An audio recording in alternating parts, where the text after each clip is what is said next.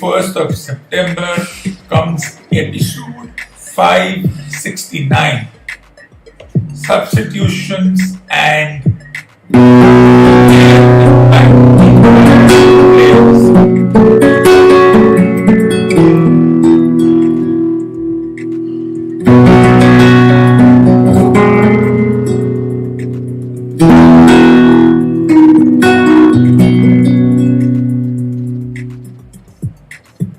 impact players and substitutes.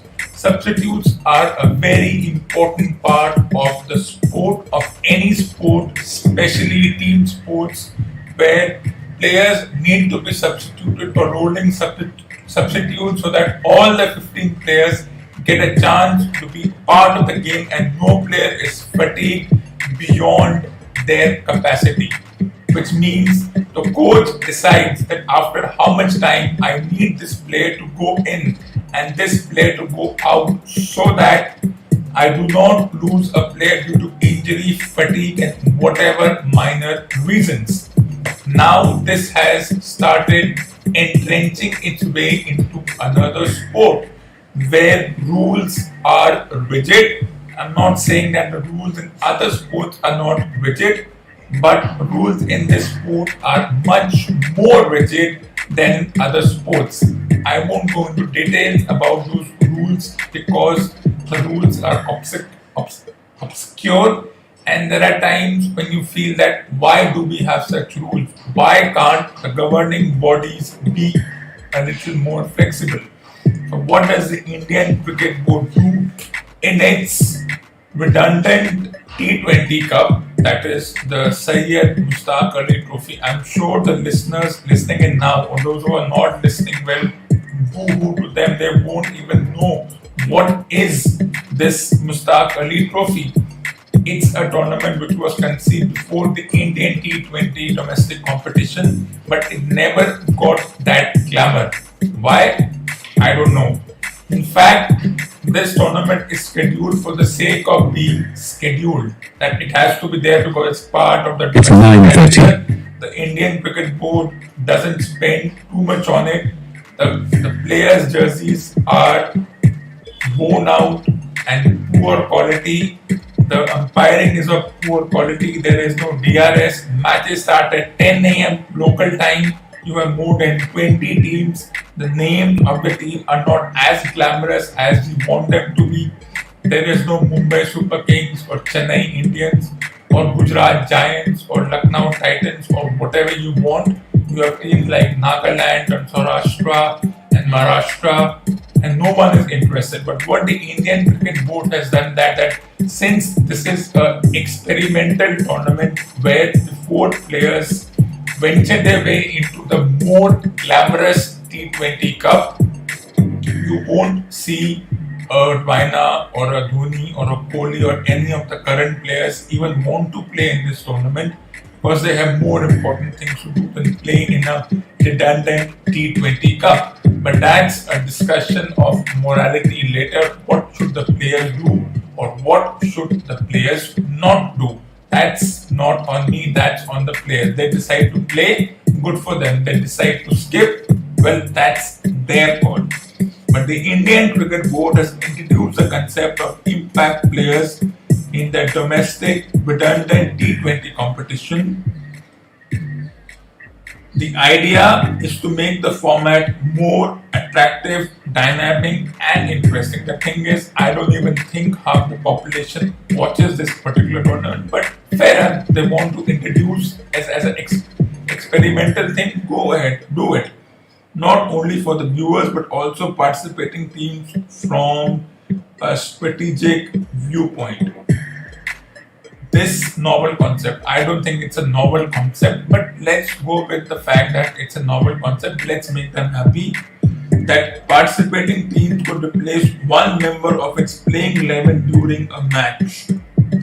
And the inspiration has come from rules of substitution from other games like football, rugby, basketball, hockey, among others. So, what the Indian Cricket Board says is that the concept is to allow one substitute player per team to take a more active part in a match This would add a new tactical strategic dimension to the game. A number of team sports also allow teams to make tactical substitutions, that is football, rugby, basketball, baseball. The substitute is allowed to perform or participate like any other regular player. I think there should be more than one substitute allowed. There should be at least five substitutes along with the 11 so that the players could replace so that the teams could replace those players at any point. So what's wrong in a substitute? Nothing is wrong. You could replace an all-rounder for an all-rounder if you feel he or she is not doing well. Replace the keeper. Replace an opening batter when they go to bat. And I think this would be different from the concussion substitute rule which is already there. But this is at a domestic level. Will the International Cricket Board even think of this? I don't think so. So what are the rules? Of course, you can only have 11 players at the squared circle at any stage. And then the impact player can only be from outside the 11, can also be a replacement for a batter dismissed, but it's going to be a very rigid situation. And you have to inform the fourth umpire before you introduce the impact player, or as what one tournament calls it, a strategic player or an impact player, whatever you may want to call it. How do I look at this? Yes, it's a good tactic. It's come in the wrong competition, but it's a good tactic. One player to be substituted depending on how the team wants to go about its strategies. Let's look at some example. Team 2 having put into bat lose a number of early wickets and want to increase their batting depth to post a challenging total.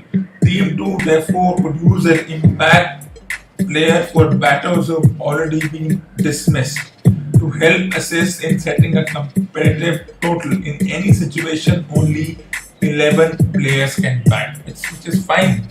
11 is a number for most sports, so let's go with 11, but there should have been more than one substitution allowed. But the fact that this is even being thought of is a big deal in this sport, because you rarely see such things in this sport, which is very rigid, and it needs to break the shackles of the rigidity. There are so many rigidities in this particular sport that I don't know how to look at it. Team 1 have the option to hold back their impact player change until the innings break to bolster their batting depth, or in this scenario may choose to introduce an impact player that offers additional bowling options, having assessed the position of the match and condition of the pitch. So either you replace a batter or you replace a bowler or an all-rounder in this sense. All-rounder can be one individual who comes in and they replace someone, and they can provide batting, bowling, fielding, whatever. Let's take at some of the interesting rules that this tournament will go forward with. But that's the interesting thing. Will this thing make sure that you have viewers watching this tournament? I still don't think the way this tournament is advertised, it's not going to have that impact. The newspapers, the pseudo media, the PPED media doesn't even give half a page to this tournament. The winners of this tournament don't even get mentioned. But when the more glamorous version of it happens, you see everyone having a skin in the game. Pseudo media, print media, electronic media, digital media, everyone is involved in this particular thing. So this is an experiment with over 20 teams, with half the world not even knowing what this tournament is. For me, it's a redundant tournament. There's no need to have so many of such tournaments, one is fine and we all know which one is fine, or just merge both the tournaments. But it's very confusing because the match starts at 10 a.m., 11 a.m. Where in the world do 20 over matches start at 11 a.m.? Yes, in England they do, but that's a different situation. But 10 a.m., I don't think half the world even knows that the match is happening because they don't advertise it. So when a tournament which doesn't have the backing, the financial backing, the glamorous backing, introduces such a concept, who is going to watch to see if this particular thing made an impact except the ones who floated the idea? And when such individuals floated the idea, they will obviously back their idea. And it's not going to be introduced for the more glamorous version, which is very interesting. But let's see what are the rules. Outside of the playing 11, 4 substitutes have to be named at the toss. One of the named substitutes can be employed as an impact player. I think it's unfair. All the 4 substitutes can be impact players. 1 impact player is allowed per team per match. The choice of using the impact player is up to the team. I think it should be 4. The impact player can be introduced anytime before the completion of the 14th over of either innings in a match. That's unfair. You should be able to introduce in the last 5 balls if needed. Last 5 balls, get in your best batter to hit 5 sixes. Before the 14th over, it's like saying that before the 45th minute in a football match, get your substitute. After that, you're not allowed. So I don't agree with this. The 4th umpire has to be informed about the introduction of the impact player before the end of the current over by the captain or the coach or the team manager. The player replaced by the impact player cannot take part for the remainder of the match. Fair enough. That player will also not be permitted to return as a substitute fielder. A very interesting situation, which means the 15 that will be named, they will have to look at who, means it will be a good 15. I'm not going into detail, but that's how things are. Should a player be injured while fielding in the middle of an over, the playing conditions under Rule 24.1 substitute fielders. The injured player may be replaced by the impact player mid-over and the injured player cannot participate for the rest of the match. Otherwise, the impact player can be only used after the completion of the over. Interesting. In case the impact player is used and subsequently an injury occurs, the same playing condition allowing substitutes will be applicable. The bowling team can introduce the impact player after the end of an over or mid-over in case of an injury to a fielder. A team cannot use an impact player as a replacement for a bowler suspended for any breach of law. As I said, the rules are rigid. Where's the fairness in these rules? These are strange rules. I'm not getting them. Impact players cannot be used in a match in which both the innings have been reduced to less than 5 overs or 10 overs per side, which is very interesting because half the rules are they cannot do this, they cannot do that. So what should they do? What should be done? This cannot be done, that cannot be done. Who is going to finally analyze the effect of the impact player? If none of the pseudo experts is going to watch, I don't think anyone watches. You're going to find empty grounds. The matches are happening in grounds which are not your regular grounds. They're going to happen. Most of these matches of this particular redundant T20 Cup happen in grounds which are smaller grounds in those particular cities or states. It means the impact and the glamour may not be there. But it's a start at a domestic level. It's not official international substitution, and I have my doubts that the International Cricket Board will allow this to happen easily. They may take a year or two to even think of allowing such a rule. But I think they should. As I said, the International Cricket Board acts slowly. They are slow, and the rule which should have come maybe a year or two ago, they take a year or two to decide whether those rules are worth it in their technical meeting. Make me the member of those technical committees. I'll pass the rules in a matter of minutes. I'll make sure that all the redundant rules are gone. I'll make sure that banal things like whites are only when whites are there. But the International Cricket Board should be called a slow cricket board. They are slow to have rules which eventually become laws. They're like the parliament of any country, which takes 6-7 months or even a year to finally have a decision that yes, these rules are worth it. And that's something I do not agree with. That's the way things work, and that's the way it has to work. But talking about redundancy and talking about preparations for tournaments,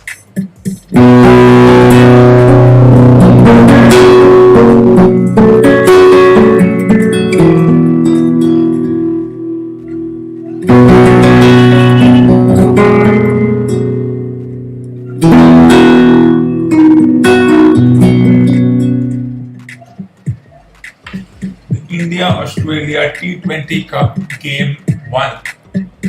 Drop catches, poor dead bowling, MIA Bumrah, questionable selection, lack of all-rounders was the reason India could not defend a total of 200 in yesterday night's match. I think I'm not going to be affected by what the pseudo experts say that there is a problem in death bowling. India don't have the correct bowlers for the correct situation. They don't have bowlers over 150. Let me tell you, 150 plus bowlers don't really make a difference. You can bowl at 150, but it won't make a difference if you're not bowling the way you are supposed to bowl. So Australia had a bit of a luck. That's how things work. And I don't think performances in such three World Cup tournaments, which are basically practice games and discussion around experimentation and what will be the final 11 and all that, I don't think it makes a difference. Whatever the team is, go with it. We have seen worse teams than this do well. So let's not question the team selection. Let's not question the lack of all-rounders. There are so many all-rounders sitting outside whom the selectors are not even giving a chance to. And here we are appreciating Maxwell and Stoinis and Marsh and Cameron Green. They're not your great impact players. So yesterday something very interesting happened and everyone appreciated it, which shows the hypocrisy of everyone involved. Cameron Green opened with Aaron Finch because David Warner was not part of this tournament, and they wanted to go with an extra bowler to allow the regular bowlers much needed rest. Cameron Green is not a regular opener, at least not for now. Maybe he becomes, but that will be something you will have to see in the future. And of course, how long will Australia be able to push Cameron Green, who has injury issues? Every fast bowling all-rounder, spinning all-rounder has injury and niggles. Now, a few months ago in West Indies, when India tried Suryakumar Yadav as an opener, everyone questioned the tactic. So you look at the double standards. Why should Suryakumar Yadav open when he can come at number 3, number 4? And why should we disturb the regular openers? At that time, Rahul was not part of that tournament. But when Cameron Green came out to open, what a brilliant move. Of course, he succeeded, so everything is hunky-dory. What a brilliant move, giving a 22-year-old, 23-year-old the opportunity to show his skills. And with Suryakumar Yadav or Rishabh Pant or Deepak Huda, what a false move. Why disturb the equilibrium of the openers? Who should open? Who is your third opener? Who is your fourth opener? Why have these discussions? Why have this hypocrisy? I really want to question the hypocrisy. I can give you numerous examples in which India have opened with makeshift openers, players who don't even deserve to be a part of the team. The team had no other option but to go with such redundant and useless players. I can give you numerous examples, but I'm not going there. So, on one hand, the same Indian PPED media questions, Pant opening questions, Surya Kumar Yadav opening, slightly appreciates Deepak Huda opening, but is appreciative of Australia's brilliant tactic of Cameron Green opening. They could have opened with Josh Inglis, they could have appreciated that also. It shows the double standard and how the Indian media cannot tolerate when India wins. So in the last three matches when India could not defend 170, 180 and 200 plus, they were happy. The same old problem. It was as if the writers were itching to write death bowling issues, opening issues, middle order issues, this, that. They didn't want to write an appreciative article. Wow, the batters did well to get to 200, the bowlers did well to restrict the other team. They don't want to write an article. They want to write an article where India cannot defend 170s, 180s, 200 tomorrow. Even if you score 250, you will not be able to defend 250. And then the whole question over Matthew Wade versus Dinesh Karthik, or the whole question over Karthik being preferred over Rishabh Pant, because this debate also doesn't go away. Who should be there? Who should not be there? Who should play? What could be the impact of certain individuals playing or certain individuals being left out? You can only have 11 players. Now imagine if this substitute rule was in this game. It would have been perfect when India were to defend that 200 plus score. Or they were batting first, they could have easily asked Pant to replace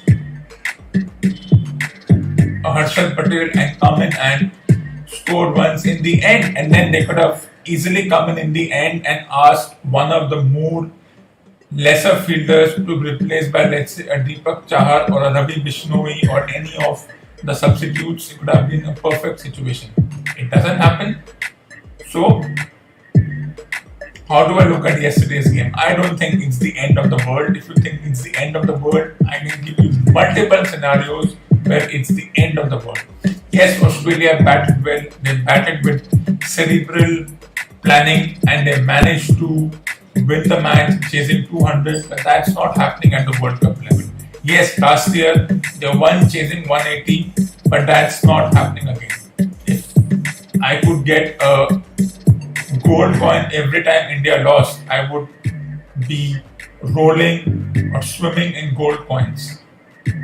I don't think the 6 matches or the remaining 5 matches, whether we lose 6-0, all the 6 matches or the remaining 5 matches to Australia and South Africa, or we go on to win the remaining 5 matches, which will be a good thing to do. There is no middle order problem. There is no opening conundrum. Yes, I may be going away from the truth, but I think the pseudo media and the print media needs to set things in order. Every team has some or the other issues. No team at this point is perfectly balanced. No team. Now the issue for Australia is with Cameron Green providing this impact, will he be part of the World Cup? Because you have so many all-rounders. Ashton Agar is a decent batter. Marcus Stoinis can open. Glenn Maxwell can open. Mitchell Marsh can come at number 3. And then of course the whole Steve Smith situation, is he perfect to play that 40 or 20 ball kind of a situation? The team selected for this tournament and the team selected for the World Cup are going to be 2 different things. Mitchell Starc comes in. So what will exactly happen? Who will be left out in this particular tournament? Do you know? I don't know.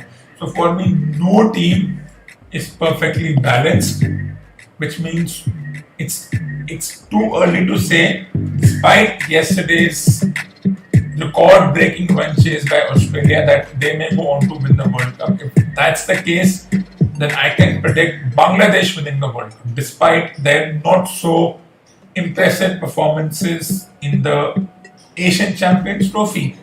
I would say Sri Lanka, despite winning the Asian Champions Trophy, will not go far in the World Championship. I can also predict these things, and I don't think losing such a match is hurtful, because yesterday was a bit of luck. You need a bit of luck in this. And if 210 is not enough, fine. Australia chased it down a couple of months ago. South Africa chased it down.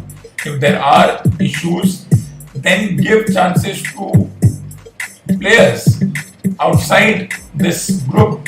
But we are rigid. Whose fault is it? I don't know. Is it the vanilla selectors? Is it the captain, the coach? Last year, everyone said Rahul Dravid coming in will make a difference. I don't think it makes a difference, because you come in, you have all kinds of novel ideas, but after you settle in, I've been there, I've been part of such leadership groups. You all come in with great ideas. You want to contribute to the team success. In this case, a sporting team. In my case, a non-sporting team. But by the time you settle in and you've spent over 10, 11 months or more in the business, then you slightly lose that charm. Okay, I have to do this every day. What's the big deal? You do become rigid. I think every coach becomes rigid. You come in with enthusiasm, spend 1 year in this position. You know after a while, okay, we lose some, we win some, we have to win the World Cup. Everyone knows it. All the 12 participating team knows it. After a while, whatever happens, happens. And of course, everything is compared to the 2007 World Cup. So last night, I heard a certain commentator say that the reason we won 83, 85, 7, 11 was batters contributing by bowling, couple of good all-rounders. Whose fault is that? Just because Sehwag and Raina and Yuvraj could bowl, that's the reason we won? I think it has to be more than that. We cannot be rigid about such things. We have to be flexible about that. Then allow such players to be in the team. That's the thing. There's Kunal Pandya waiting in the wings. Give him a chance in such tournaments. There's Shivam Dube waiting. Whether you are on the top cream of the selection committee or not, give him a chance. There's Venkatesh Iyer waiting, who was your first choice all-rounder when Hardik Pandya was in rehabilitation, and now Venkatesh Iyer is happy playing redundant domestic tournaments. So who do you fault? The team management, the vanilla selectors, the brain fade selection committee? I don't know. So Venkatesh Iyer, Shivam Dube, Kunal Pandya, and a few others, Vijay Shankar also in a new point, they could have been given a chance in this tournament. Maybe they would have done well. But no, we have no form, no experimentation. We're going with a tried and tested individuals, then go with it. Because I still see Shivam Dube, Vijay Shankar, Kunal Pandya, Venkatesh Iyer contributing a lot, but they are not being given a chance. So what do? Well, then you cannot regret that we don't have batters who cannot bowl. Just because we had a couple of flukes in Ganguly and Sehwag and Tendulkar and Raina and Yuvraj, it doesn't mean that there are issues right now. No, there are no issues right now. The issue is that it's the same group of commentators who have been opening their mouths. You have certain commentators doing the same job for 35 years. They haven't evolved, and they expect that the current lot evolves or current lot gives way to new players. That's hypocrisy, that's double standards, and that's something I will not accept. So the current commentary box lot who have been doing this for over 30 years, maybe they need to say, okay, I've been doing this a long time. I need to give a chance to more talented individuals than me. For example, me. So people like Harsha Bhogle and a couple of more need to say, I have done it for 35 years. I haven't involved. I'm still stuck in that same mindset. My language skills have deteriorated and my commentary skills have gone rock bottom. So why don't I give a chance to the new lot? But they won't do. They're also rigid. They will stick to that chair. Then I don't blame a 36-year-old player sticking to his chair and saying, "I am not retiring. I will make sure that I keep getting chances." Either you balance both things or you don't balance them at all. So that's the way things work. But in summary, even if you lost yesterday night's match, there are no issues. Yes, death bowling and such things, well, it could have gone either way. So I'm not worried. We may lose 6-0, we may win 4-1. Really doesn't affect me. And that's how things work in my world.